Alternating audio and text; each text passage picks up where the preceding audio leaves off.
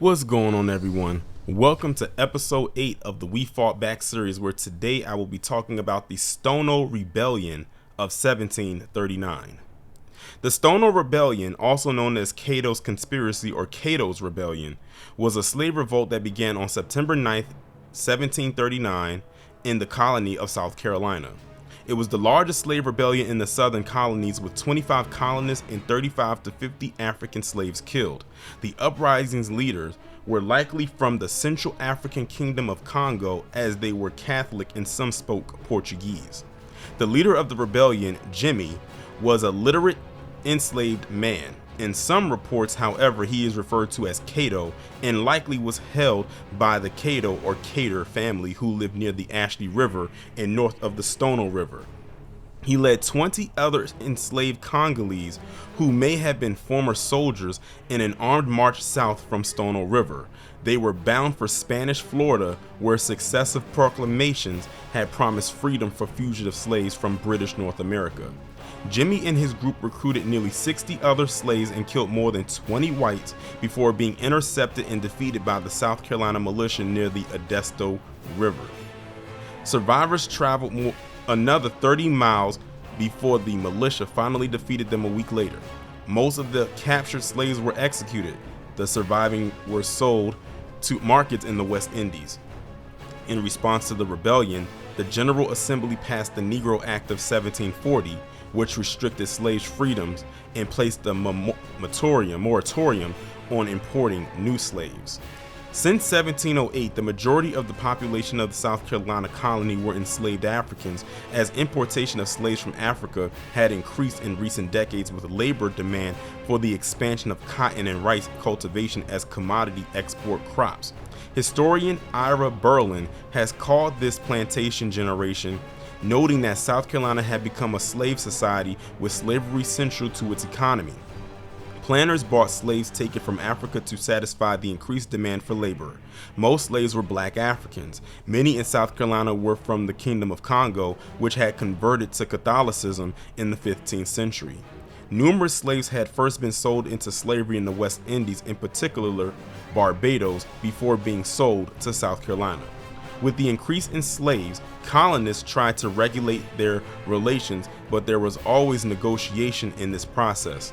Slaves resisted by running away or initiating work slowdowns and revolts. At the time, Georgia was still an all-white colony without slavery. South Carolina worked with Georgia to strengthen patrols on land and in coastal areas to prevent fugitives from reaching Spanish Florida. In the Stono case, the slaves may have been inspired by several factors to mount their rebellion. Spanish Florida offered freedom to fugitive slaves from the southern colonies. Successive governors in the colonies had issued proclamations offering freedom for fugitive slaves in Florida in exchange for converting to Catholicism and serving for a period in the colonial militia. As a line of defense for Spanish Florida's largest settlements of St. Augustine, the settlement of Fort Mose was established by the colonial government to house fugitive slaves which had reached the colony. Stono was 150 miles from the Florida line. A malaria epidemic had recently killed many whites in Charleston, weakening the power of slaveholders. Lastly, historians have suggested the slaves organized their revolt to take place on a Sunday, when planters would be occupied in church and might be unarmed.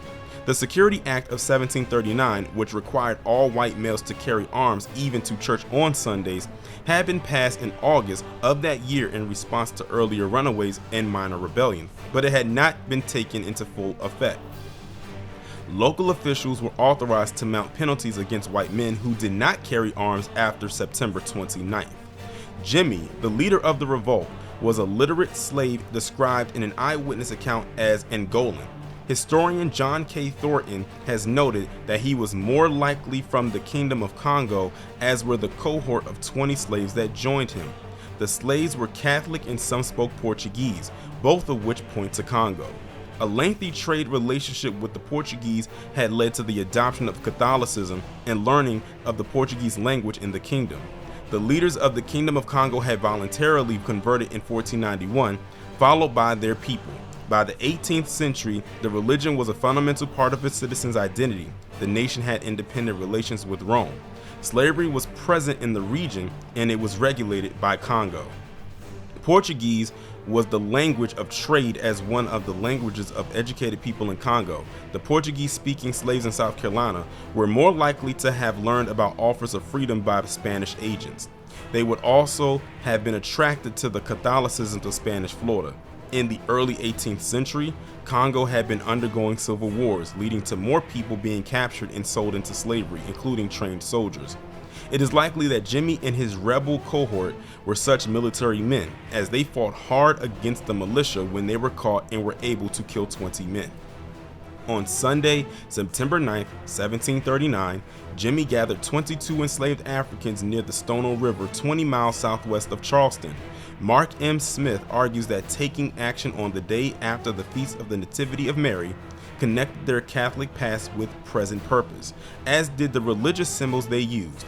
The Africans marched down the roadway with a banner that read Liberty and chanted the same word in unison. They attacked Hutchinson's store at the Stono River Bridge, killing 2 storekeepers and seizing weapons and ammunition. Raising a flag, the slaves proceeded south toward Spanish Florida, a well-known refuge for escapees.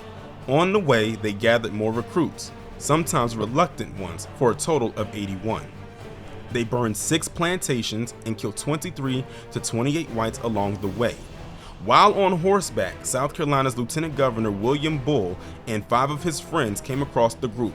They quickly went off to warn other slaveholders.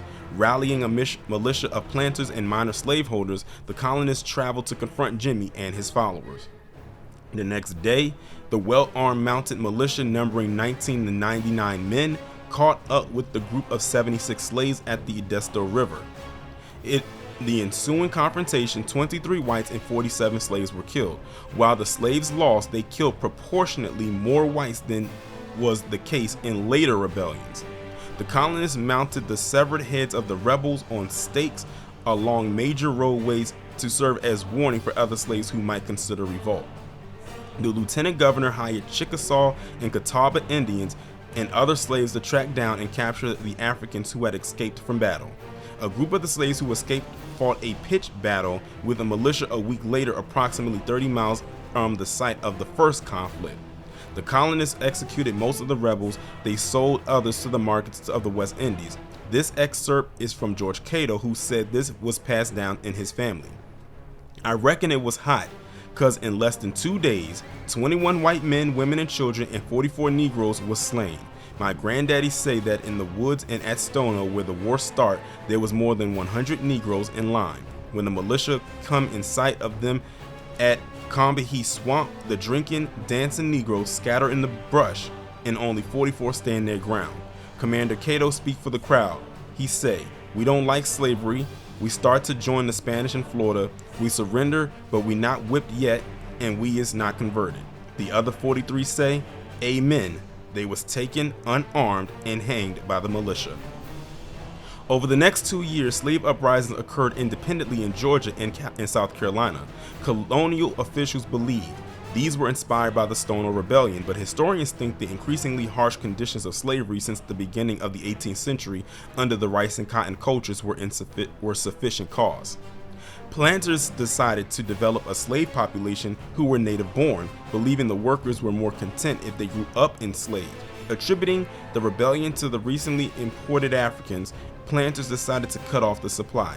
They enacted a 10-year moratorium on slave importation through Charleston. When a decade later, they opened the port to the international slave trade again, planters imported slaves from other areas besides the Congo and Golan region. In addition, the legislature passed the Negro Act of 1740 to tighten controls. It required a ratio of 1 white to 10 blacks on any plantation. It prohibited slaves from growing their own food, assembling in groups, earning money, or learning to read. In the uncertain world of the colony, several of the law's provisions were based on the assumption that whites could effectively judge black character. For instance, whites were empowered to examine blacks who were traveling outside a plantation without passes and to take action.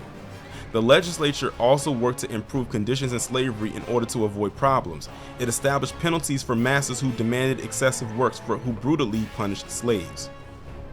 These provisions were difficult to enforce as the law did not slave testimony against whites. They also started a school to teach slave Christian doctrine. At the same time, the legislature tried to prevent slaves from being manumitted, as the representatives thought that the presence of free blacks in the colony made slaves restless. It required slaveholders to apply to the legislature for permission for each case of manumission. Formerly, manumissions could be arranged privately. South Carolina kept these restrictions against manumission until slavery was abolished. After the Hutchinson's warehouse site where the revolt began was declared a National Historic Landmark in 1974. A South Carolina historical marker has also been erected at the site. The text of the marker reads, "The Stono Rebellion, 1739. The Stono Rebellion, the largest slave insurrection in British North America, began nearby on September 9, 1739. About 20 Africans raided a store near Wallace Creek, a branch of the Stono River, taking guns and other weapons. They killed 2 shopkeepers. The rebellions marched south towards promised freedom in Spanish Florida, waving flags, beating drums, and shouting liberty." On the reverse side it reads, "The rebels were joined by 40 to 60 more during their 15-mile march. They killed at least 20 whites but spared others. The rebellion ended late that afternoon when the militia caught the rebels, killing at least 54 of them, most of whom escaped, were captured and then executed. Any forced to join the rebels were released. The SC, or the South Carolina Assembly, soon enacted a harsh slave code that lasted until 1865. And that will conclude episode 8 of the We Fall Back series, which is on the Stono Rebellion of 1739. If you have not done so already, be sure to check out the We Fall Back playlist. There you will be able to recap all of the previous episodes that I have done so far. And be sure to tune back in next Wednesday at 11 a.m. Eastern Time when we go over episode 9 of the We Fall Back series. Be safe, be one.